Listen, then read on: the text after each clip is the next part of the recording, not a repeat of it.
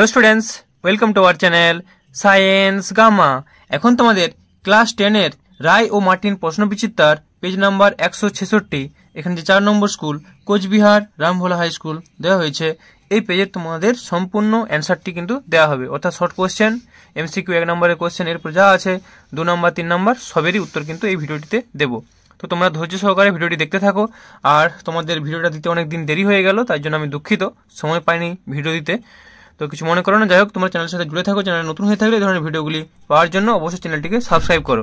এরপর তোমাদের দ্বিতীয় সামেটিভও আমরা যথারীতি চেষ্টা করব ভিডিওগুলি যথা সময়ে দেওয়ার জন্য। তো দেখো একের দাগের একেরটা কি বলছে, প্রধান গ্রিনহাউস গ্যাসটি হলো কোনটি? তো এটা সঠিক অ্যান্সার হবে BAT CO2। এবার হচ্ছে উষ্ণতা স্থির রেখে কোনো গ্যাসের আয়তন যদি n গুণ করা হয় তবে চাপ কত গুণ হবে? তো আমরা জানি কি হবে না, ব্যস্তানুপাতিক থাকে, তাহলে এটা হবে 1/n গুণ, ডি এরটা হবে অ্যান্সার। কারণ বয়েলের সূত্র অনুযায়ী সেটা আমরা জানি যে V প্রপোর্শনাল টু 1/P বা P প্রপোর্শনাল টু 1/V। তারপর দেখো একের থেকে তিনেরটা, দাড়ি কামানোর জন্য যে দর্পণ ব্যবহৃত হয় তা হলো কোন দর্পণ? না, দাড়ি কামানোর জন্য অবতল দর্পণ ব্যবহৃত হয়। এরপর বলছে সমান্তরাল পৃষ্ঠযুক্ত কাজফলকে আপতিত ও নির্গত রশ্মির মধ্যবর্তী চ্যুতিকোণ কত? না, মধ্যবর্তী চ্যুতিকোণ হচ্ছে 0 ডিগ্রি।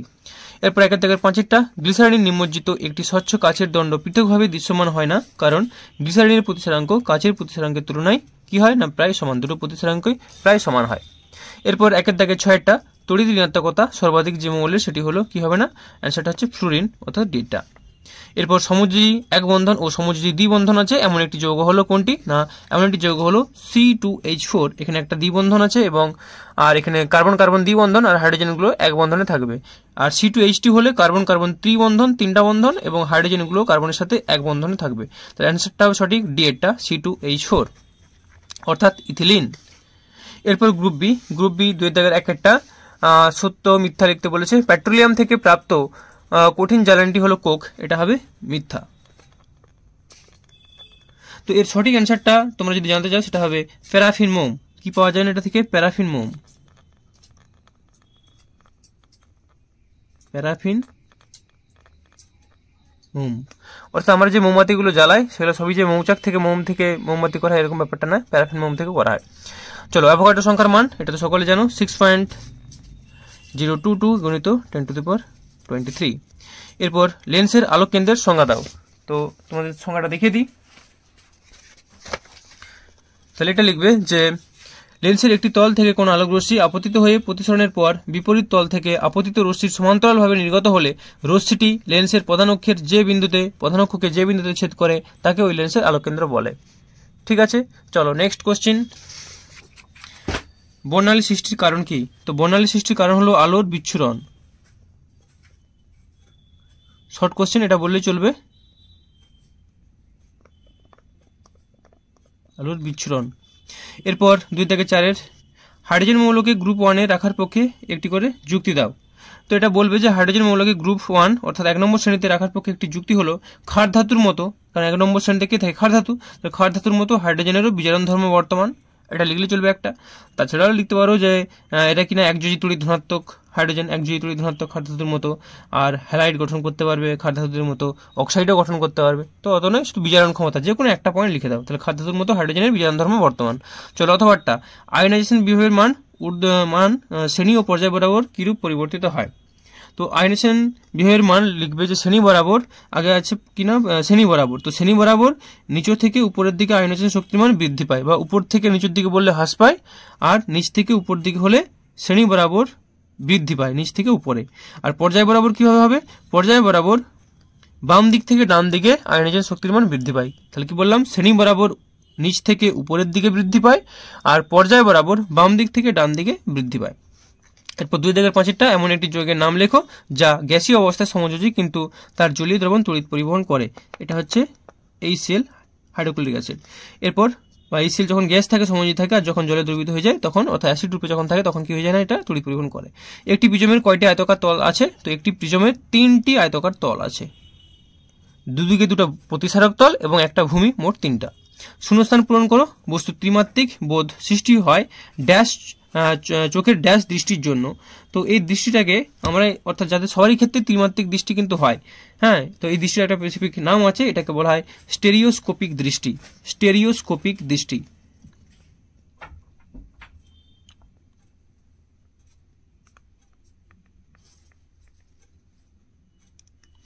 স্টেরিওস্কোপিক দৃষ্টির জন্য। ঠিক আছে, এই অ্যান্সারটা অনেকে ভুল করে দাও যে বিষম দৃষ্টি, কিন্তু বিষম দৃষ্টি হবে না, স্টেরিওস্কোপিক দৃষ্টির জন্য এটা হবে। বা তুমি লিখতে পারো স্বাভাবিক দৃষ্টি, সেটা লিখলেও কিন্তু পরীক্ষক তোমাকে নাম্বার দিবে। চলো, বাম স্তম্ভ ডান স্তম্ভ। সুপারসনিক জেট বিমান চলাচল করে, তো এটা হবে অবশ্যই স্ট্র্যাটোস্ফিয়ার অর্থাৎ বিয়েটা। বয়েল সূত্রের পিভি লেখচিত্র সমপরাবৃত্ত, সিটা। আর দন্ত চিকিৎসক ব্যবহার করেন অবতল দর্পণ, এটা। ঠিক আছে, চলো নেক্সট কোশ্চেন কি আছে। গ্রুপ সি, ওজোন স্তর ধ্বংসে NO এবং NO2 এর ভূমিকা লেখো। তো অ্যান্সারটা তোমরা দেখে নাও। দেখতে পাচ্ছ তোমরা NO এবং NO2 এর ভূমিকা। এই গবেষণায় জানা গেছে, এটা বাদ দিয়ে লিখবে, নাইট্রোজেন অক্সাইড সমূহ NO, NO2, N2O ওজোন স্তরে ব্যাপক ক্ষতি করে। N2Oটা জানতে চাই না, নাইট্রাস অক্সাইড শুধুমাত্র জানতে চাইছে, নাইট্রিক অক্সাইড এবং নাইট্রোজেন ডাইঅক্সাইড ওজোন স্তরকে ব্যাপক ক্ষতি করে। স্ট্র্যাটোস্ফিয়ারে বায়ুর ঘনত্ব কম থাকায় জেট বিমানগুলি এই বায়ুস্তরের মধ্য দিয়ে অপেক্ষাকৃত কম বাধাপ্রাপ্ত হয়ে যাতায়াত করে। এদের বর্জ্য গ্যাসের সাথে প্রচুর পরিমাণে নাইট্রিক অক্সাইড NO নির্গত হয় বা নিক্ষিপ্ত হয়, যা ওজনকে বিভাজিত করে। তাহলে বিক্রিয়াটা লিখবে NO+O3 থেকে NO2+O2। NO এর বিক্রিয়া হয়ে গেল। আর NO2 সম্বন্ধে জানতে চেয়েছিল, NO2+O ব্র্যাকেটে লিখবে ইউভি রশ্মির প্রভাবে O3 এর বিয়োজনে উৎপন্ন এই ওটা, সেখান থেকে পাবো আমরা NO+O2। তো এটা লিখলেই তোমাদের অ্যান্সার হয়ে গেল। চলো নেক্সট কোয়েশ্চেন কি আছে। পরম শূন্য উষ্ণতায় কোনো গ্যাসের আয়তন বাস্তবে শূন্য হয়ে যায় কি, ব্যাখ্যা করো। তো অ্যান্সারটা তোমরা দেখে নাও।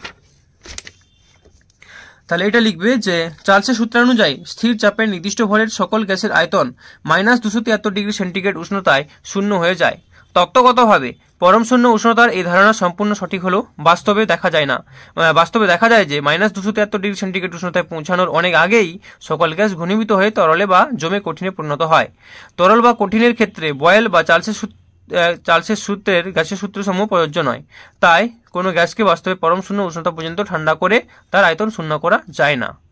ঠিক আছে, তাহলে এটাই হলো কিনা তোমাদের অ্যান্সার। চলো নেক্সট কোশ্চেন কি আছে।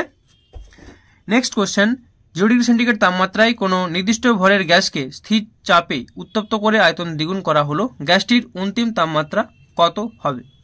তো অ্যান্সারটা তোমরা দেখে নাও। তাহলে প্রথমে লিখবে যে প্রদত্ত T1 সমান 0 ডিগ্রি সেন্টিগ্রেড সমান 0+273 মানে 273 কেলভিন। তারপর V1 সমান V ধরি, আর V2 সমান 2V দ্বিগুণ হবে বলেছে, যেহেতু V1 সমান V ধরেছি, তাহলে T2 সমান কত।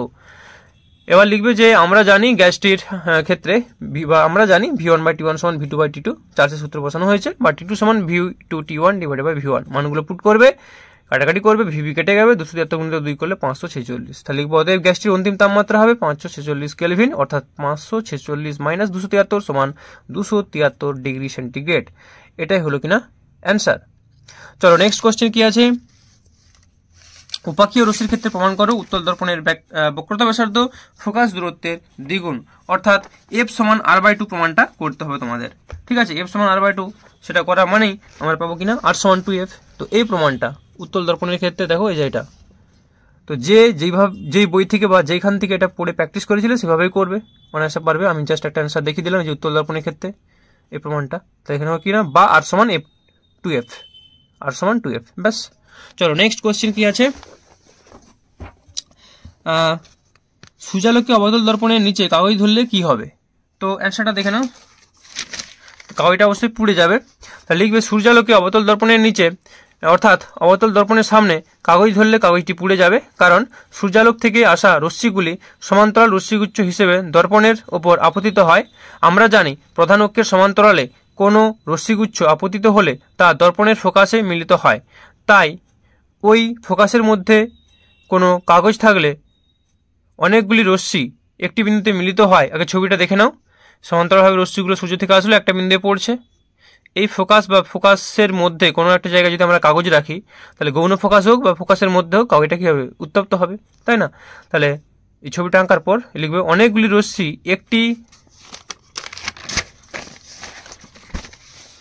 একটি বিন্দুতে মিলিত হয়, অর্থাৎ অভিসারী রশ্মিগুচ্ছ হয়, কাগজটি পুড়ে যাবে, ব্যাস এটাই অ্যান্সার। ঠিক আছে, চলো নেক্সট কোয়েশ্চেন কি আছে। নেক্সট কোয়েশ্চেন হলো আয়নাইজেশন শক্তি কাকে বলে, আর Na ও Na+ এর মধ্যে কোনটির ব্যাসার্ধ বড়? তো আয়নাইজেশন শক্তি তোমাদের সংজ্ঞাটা দেখিয়ে দিচ্ছি।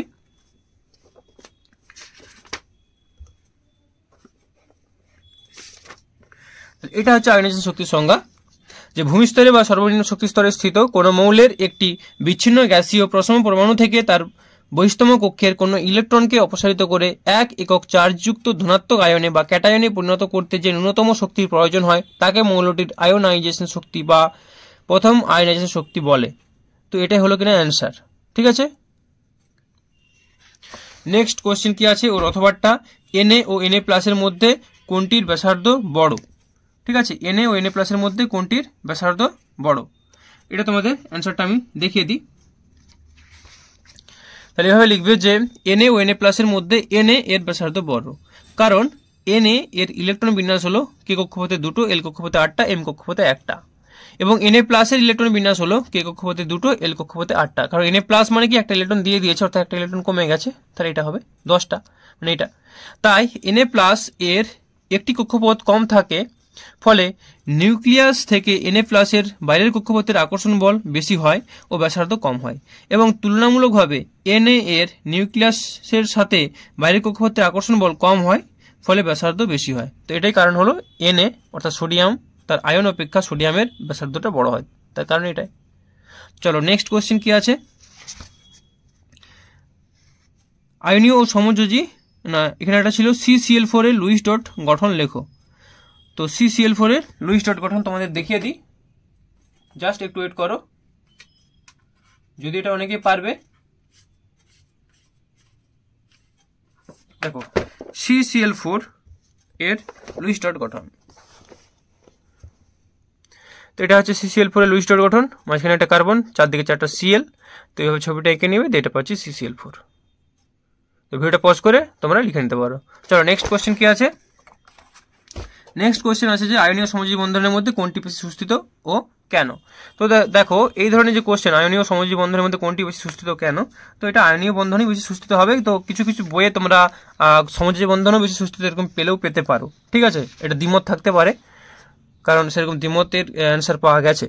তো আমি যে হোক তোমাদের আয়নীয় যৌগটা লিখেছি। আয়নীয় সমযোজী বন্ধনের মধ্যে আয়নীয় বন্ধন বেশি সুস্থিত, কারণ আয়নীয় যৌগগুলির মধ্যে তীব্র কুলম্বীয় আকর্ষণ বল ক্রিয়া করে। একটি সমযোজী যৌগ অপেক্ষা একটি আয়নীয় যৌগকে ভাঙতে বেশি পরিমাণ শক্তির প্রয়োজন হয়, অর্থাৎ আয়নীয় বন্ধন বেশি দৃঢ় ও মজবুত হয়। ব্যাস, এটা লিখলেই চলবে। ঠিক আছে, চলো নেক্সট কোশ্চেন কি আছে, Cl2 অণু গঠিত হয় কিন্তু Ne2 বা He2 অণু গঠিত হয় না কেন। তাহলে অ্যান্সারটা দেখে নাও, লিখবে যে Cl পরমাণুর লাস্ট কক্ষপথে, অর্থাৎ তাড়াতাড়ি লিখেছি, হাতের লেখাটা একটু বুঝতে অসুবিধা হতে পারে, আমি পড়ে দিচ্ছি, কোনো অসুবিধা নেই। Cl পরমাণুর লাস্ট কক্ষপথে অর্থাৎ সর্ববহিষ্ঠ কক্ষপথে 7টি ইলেকট্রন থাকে। যে কোনো পরমাণু তার সর্ববহিষ্ঠ কক্ষপথ নিকটতম নিষ্ক্রিয় মৌলের মতো করতে চায়, অর্থাৎ Cl পরমাণুর তার লাস্টের কক্ষপথে 8টি ইলেকট্রন পূর্তির জন্য অপর একটি Cl পরমাণুর সাথে একটি করে ইলেকট্রন সমভাবে ব্যবহার করে সমযোজী বন্ধনে আবদ্ধ থাকে ও Cl2 অণু গঠন করে। অপরপক্ষে Ne বা He এদের সর্ববহিষ্ঠ কক্ষপথে যথাক্রমে অষ্টক বা দ্বৈত পূর্তি থাকায় তারা যথাক্রমে অপর Ne বা He পরমাণুর সাথে যুক্ত হয় না।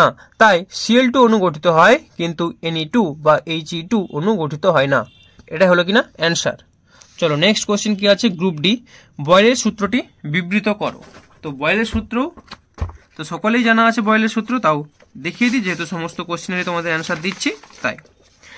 দেখে নাও বয়েলের সূত্র, উষ্ণতা স্থির থাকলে নির্দিষ্ট ভরে কোনো গ্যাসের আয়তন ওই গ্যাসের চাপের সঙ্গে ব্যস্তানুপাতে পরিবর্তিত হয়। এবার যদি এটা 2 নম্বরের থাকে তখন লিখবে, অর্থাৎ বয়েলের সূত্র অনুযায়ী নির্দিষ্ট ভরে কোনো গ্যাসের আয়তন V ও চাপ P হলে আমরা লিখতে পারি V proportional to 1/V, V proportional to 1/P বা V সমান K1/P বা PV সমান K। এই K1 নাহলে শুধু K লিখলেও হবে। ঠিক আছে, তো এটাই হলো কিনা অ্যান্সার, যেখানে K হলো একটি ধ্রুবক। আর কি বলেছে সাথে, বয়েল সূত্র, কোনো গ্যাস ভর্তি বেলুনকে সূর্যালোকে রাখলে ফেটে যায় কেন। তো দেখো এটা কোনো গ্যাস ভর্তি সূর্যালোকে ফেটে যায় কেন 1 নম্বরে দিয়েছে। তো শুধু এটাই বলবে যে কোনো গ্যাস ভর্তি বেলুনকে সূর্যালোকে রাখলে গ্যাস অণুগুলির গতিশক্তি বৃদ্ধি পায়। কারণ আমরা জানি যে উষ্ণতা বৃদ্ধি পেলে গ্যাস অণুর গতিশক্তি বৃদ্ধি পায়। তাহলে গ্যাস অণুগুলির গতিশক্তি বৃদ্ধি পায়, গ্যাস অণুগুলি পাত্রের দেয়ালে অনবরত ধাক্কা দেয়, এর ফলে পাত্রের তথা বেলুনের আয়তন বাড়তে থাকে এবং অবশেষে বেলুনটি ফেটে যায়। এটাই হলো অ্যান্সার। আশা করি বুঝতে পেরে গেছো। চলো এরপর অথবাটা VT লেখচিত্রটি আদর্শ গ্যাসের ক্ষেত্রে অঙ্কন করো। আর একটা অঙ্ক দিয়েছে, তো দেখো VT লেখচিত্র আদর্শ গ্যাসের ক্ষেত্রে V আর স্মল d অর্থাৎ ডিগ্রি সেন্টিগ্রেডের লেখচিত্র, এই ছবিটা এঁকে নিবে।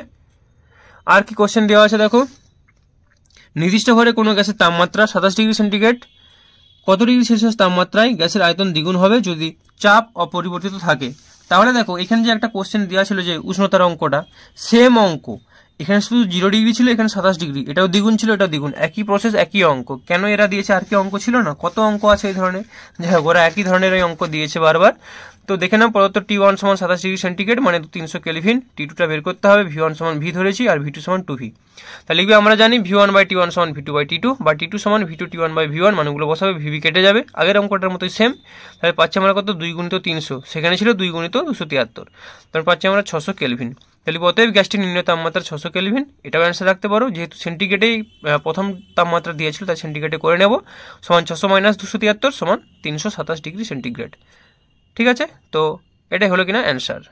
তো চলো নেক্সট প্রবলেম কি আছে, 4 দাগের 2-টা কি বলছে দেখো, বিপদ সংকেত হিসেবে লাল বর্ণের আলো ব্যবহার করা হয় কেন, আর দৃশ্যমান আলো তরঙ্গদৈর্ঘ্যের পাল্লা কত? তো লাল বর্ণ কেন ব্যবহার করা হয় দেখে নাও অ্যান্সারটা। তাহলে লিখবে যে বায়ুতে উপস্থিত সূক্ষ্ম সূক্ষ্ম ধূলিকণা দ্বারা আলোর বিক্ষেপণ ঘটে। বিক্ষিপ্ত আলো তীব্রতা আপতিত আলো তরঙ্গদৈর্ঘ্যের চতুর্থাঘাতের ব্যস্তানুপাতিক হয়, অর্থাৎ I = 1/λ/4 হয়, র্যালের সূত্রানুযায়ী। দৃশ্যমান বর্ণগুলির মধ্যে লাল আলোর তরঙ্গদৈর্ঘ্য সর্বাধিক, ফলে লাল আলোর বিক্ষেপণ খুবই কম হয়। সেই জন্য বায়ুমণ্ডলের মধ্য দিয়ে লাল আলো বহুদূর পর্যন্ত যেতে পারে, ফলে লাল আলোর সংকেতকে অন্যান্য বর্ণের তুলনায় অনেক বেশি দূর থেকে দেখা যায়। এজন্যই ট্রাফিক সিগন্যাল বা অন্যান্য বিপদ সংকেতগুলিতে লাল আলো ব্যবহার করা হয়। তো এটা হলো অ্যান্সার। চলো নেক্সট কোশ্চেন কি আছে, যে দৃশ্যমান আলোর তরঙ্গদৈর্ঘ্যের পাল্লা কত? তো দৃশ্যমান আলোর তরঙ্গদৈর্ঘ্যের পাল্লা বলবে 4000 থেকে 8000 অ্যাংস্ট্রম, 4000 অ্যাংস্ট্রম থেকে 8000 অ্যাংস্ট্রম, বা কেউ যদি বলো 7800 থেকে 7800 অ্যাংস্ট্রম থেকে, আর 3800 অ্যাংস্ট্রম থেকে 7800 অ্যাংস্ট্রম, এটা বললেও চলবে। ঠিক আছে, চলো নেক্সট কোয়েশ্চেন কি আছে, কিভাবে অবতল দর্পণ দ্বারা বস্তুর অসৎ বিবর্ধিত প্রতিবিম্ব গঠন করা যায় তা চিত্রসহ দেখাতে বলেছে। কি অবতল দর্পণ দ্বারা, ঠিক আছে, তো অবতল দর্পণ দ্বারা অসৎ বিবর্ধিত প্রতিবিম্ব, এই যে ছবিটা দেখতে পাচ্ছ তোমরা, এটাই।